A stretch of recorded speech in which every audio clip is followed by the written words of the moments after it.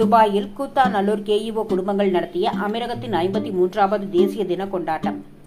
ஐக்கிய அரபு அமீரகத்தின் 53வது தேசிய தினத்தை கொண்டாட்டம் அமீரகத்தில் வசிக்கும் திருவாரூர் மாவட்டம் கூத்தாநல்லூரை சேர்ந்தவர்கள் தனது குடும்பத்தினருடன் துபாயில் உள்ள சபில் பூங்காவில் தாகிர் வரவேற்பை நிகழ்த்த ஒவ்வொரு வருடமும் அமீரகத்தில் மிக சிறப்பாகவும் நாட்டு உடைய சட்ட திட்டங்களுக்கு உட்பட்டு மிக சிறப்பாக அமைப்பின் தலைவர் நூருல் ஹக் மற்றும் செயலாளர் நாசர் விளக்க உரை நிகழ்த்த சிறப்பாக நடைபெற்றது.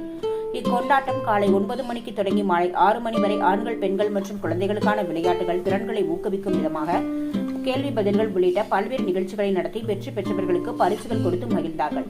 இந்த நிகழ்ச்சிக்கு தமிழகத்தில் இருந்து கூத்தாநல்லூர் ஜமாத் நிர்வாகிகளும் கலந்து கொண்டனர்.